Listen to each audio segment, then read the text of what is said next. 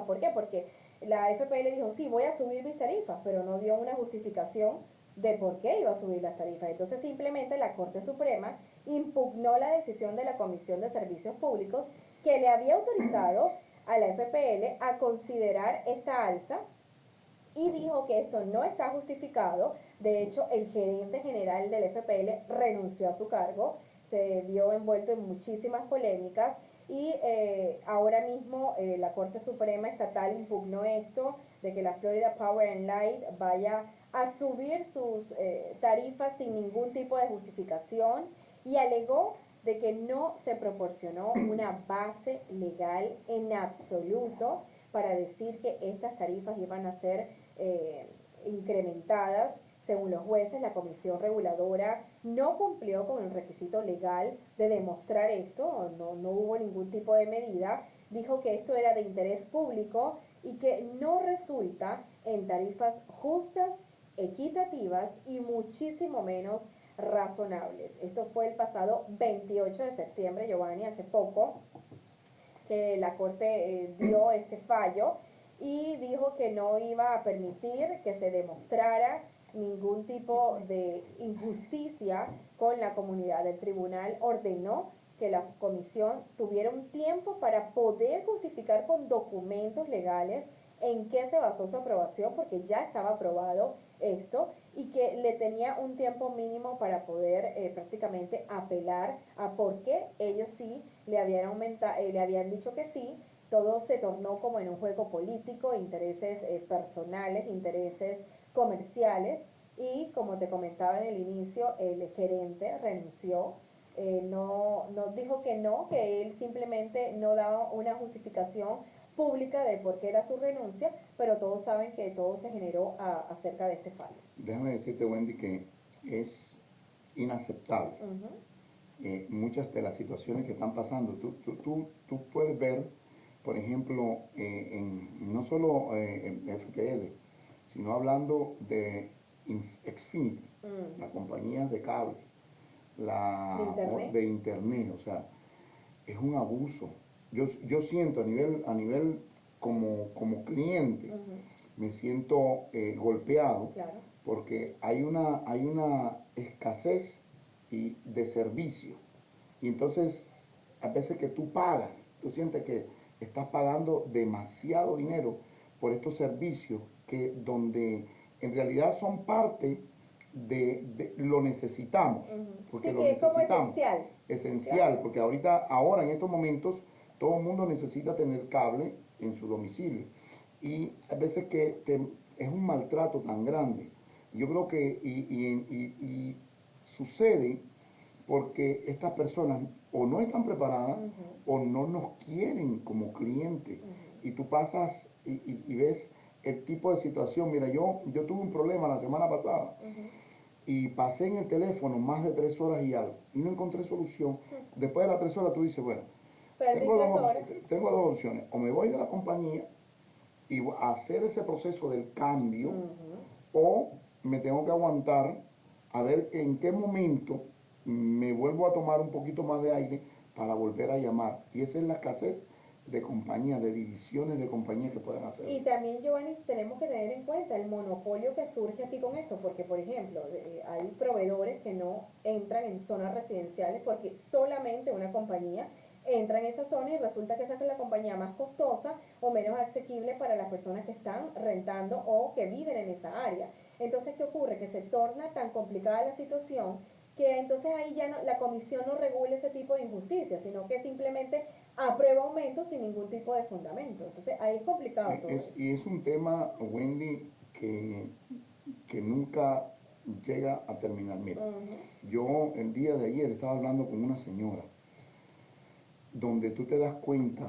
por ejemplo, que tuvimos en una ocasión a Pedro García, hablando con él y que iban a subir el 2% del amillaramiento de las personas, pero tú te das cuenta, Wendy, que es tan alto el costo de vida en estos momentos, porque tú hablas y tú dices, bueno, te subió un 10%, un 8% el amillaramiento, pero ¿por qué el dueño de la propiedad Si te subió un 8%, ¿por qué el dueño de la propiedad de 1.200 se fue a 2.400?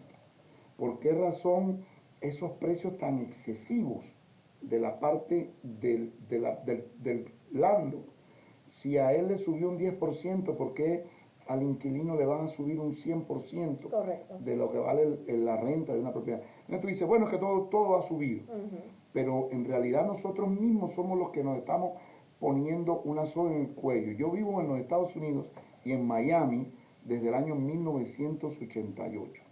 Y yo nunca había visto una situación tan terrible con la parte de la vivienda. Todo el mundo venía a vivir a Miami, porque Miami es una ciudad netamente rica en el clima, en el ambiente, el latino, es rico de servicio. Entonces, siempre ha sido una ciudad, o el condado siempre ha sido cotizado para venirte a vivir para Miami. Y siempre ha habido una renta alta, pero tú te pones a ver ahora quién puede vivir en una situación. Entonces ahora, anteriormente cuando tú vivías en un efficiency, porque las personas mayores siempre han tenido en la parte de atrás, se le fue el hijo, se le van los dos hijos que tenía, se volvieron profesionales, los hijos se casaron. Y se quedan ahí. Y ellos se quedan, un par de ancianos, se quedan de la tercera edad, porque ahora son valiosos porque van a votar en la votación. Vamos a la votación. Las personas mayores, entonces se queda un máster cuarto, un cuarto máster, un grandísimo con baño y todo eso. Y entonces hay que rentar. Eso siempre, Wendy, siempre había sucedido, pero la persona que se iba a vivir ahí era una persona que podía pagar lo menos posible y pagaba a lo mejor 300, 400, 500 dólares. Pero hoy se torna que un efficiency de esto cuesta alrededor de 1.500, 1.600 dólares y ya se convirtió que en una casa, no, pero espérate esto, estas personas mayores de los votantes vienen y ahora tienen 4 efficiency. Y entonces, ¿qué es lo que sucede? Ganan más que cuando trabajaban, porque rentan uno en 1.800, otro en 1.500, otro en 1.600, y cuando tú vienes a ver, reciben alrededor de 5.800. Y la pensión. Más su pensión. Entonces, pero el detalle no es ahí, Wendy. El problema es que la tubería del agua, el escape por donde sale el agua, nos está haciendo daño a todo el mundo y nadie está pensando en nosotros. Siempre estamos pensando nada más que esa persona de la tercera edad está haciendo plata. Papi es tremendo, es un tremendo biznero porque tiene 4 efficiency y aparte de eso le podemos pedir, pero nos está haciendo un daño. Entonces no estamos pensando como comunidad, estamos pensando individual y mientras sigamos pensando de esa manera vamos por un camino equivocado. Yo creo que esta pandemia que tuvimos nos encendió la chispa de ser bastante astutos, pero no nos está haciendo bien, porque no estamos por ningún camino. Tú ves, por ejemplo... No, y la infraestructura de las ciudades tampoco está preparada para eso. Y tú ves en estos momentos el sistema donde mejor trabajarías y donde mejor es trabajándole al gobierno. Claro. Porque tú entras a trabajar al gobierno, empiezas a tener un salario entre los 80 hasta los 100 mil dólares o hasta los 150 mil pesos. Y hay muchas de las ciudades que eso es el error más grande, que quieren abrir nada más 4 días a la semana, trabajar lunes, martes, miércoles y jueves. Entonces, este tipo de situación nos está llevando a que nos está afectando como comunidad, como persona. Entonces, no tenemos dónde recurrir, porque el que es el jefe, que en el dado caso es la ciudad, es donde más contaminación hay. O sea, hay que empezar a volver a reestructurar el sistema. ¿Y cómo lo vamos a reestructurar? Y inscribiéndonos, sacando nuestra residencia, sacando nuestra ciudadanía y poder votar, porque el derecho a votar nos da la cualidad de encontrar mejores personas que nos puedan dirigir en unas campañas políticas. Y que tenemos meses hablando de esto mismo, de que ahora faltan líderes, vemos los mismos líderes, se reeligen, no tienen un contrincante, las personas simplemente están en una contienda y está como la monotonía, y no hay personas que lideren o que se atrevan a hacer un cambio.